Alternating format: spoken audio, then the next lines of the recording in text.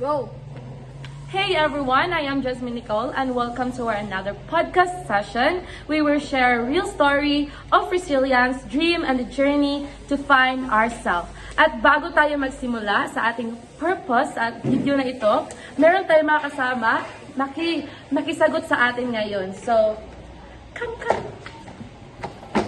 Hello, So, Miss hi. Jess. Hello po. So please introduce yourself.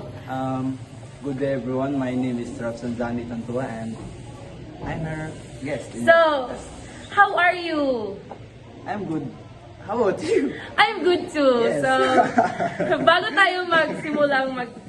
ako magsimulang magtanong sa iyo, meron muna akong itatanong, bago yung main, yung purpose sa ano. So, napanood mo ba yung movie na Big World? Oh, syempre naman po. So, ano po? Oh yes, napanood ko siya. Very nice, right? Makaka-inspire talaga yung movie na yon. So, magsimula na tayo sa ating main purpose sa podcast na ito. So, I have 3 questions. So, ikaw yung unang sasagot bago ako. So, first is, how does the movie Big World depict the concept of a good life for you? For me, the Big World movie depicts the concept of good life by showing us even life is hard. When family is still there, life must go on. Yeah. So, yun po. So, how about you naman po? For me naman, Big World shows na ang good life ay hindi puro sarap at saya. It's about facing challenges, finding your passions, purpose, and having strong connection with the people you love, right? Parang ang journey ni Chunhe, it shows the life can be tough, pero sa mga challenges na yon, nakita natin yung strength and purpose niya sa world, right? Yes. So, number 2, which philosopher's perspective on the good life is reflected in the movie? So, for me, Aristotle's perspective reflects the most in the movie. Because you cannot obtain good life when you are the only one lives in this world.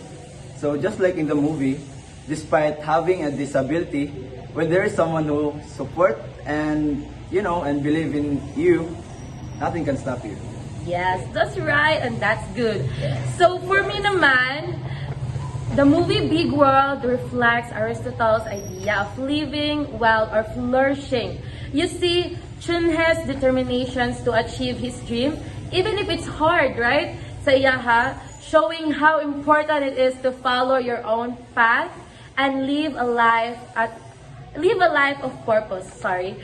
And you see how he finds meaning and support in his relationship with his family and friends, which is something Aristotle really emphasized too.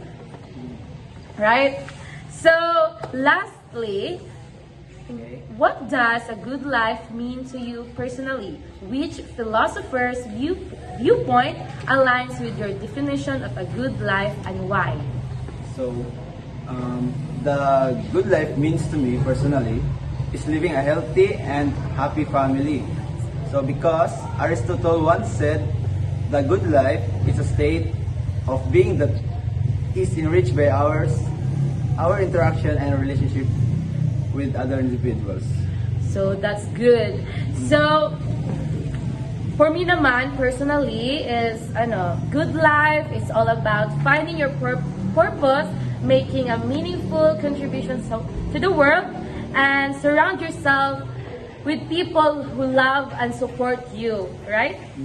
And then it's not just about reaching a destination, but enjoying the journey. This view is also close to Aristotle. So, particularly his concept of human flourishing. So, fulfilling your potential and contributing to society with important in his philosophy just as they are for me. So, Yes. that's it. But before we end, may question muna ako sa iyo. Okay, ready na po Kung, ako. kung i-rate mo yung movie from 1 to 10, ano yung rating mo sa movie and why? So, sa akin lang, if paparate ako is mga nasa siguro sa 8/10. Kasi, yun lang, di ako nakarelate. Pero yung movie na yun is Good, Maganda right? naman. Yeah. For me naman is 10.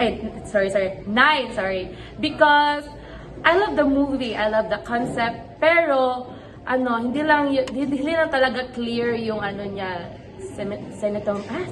yung pag-beat or pag-screen record niya, marami pa kasing maraming background, maingay siya, like ganyan. Pero the movie is great, good.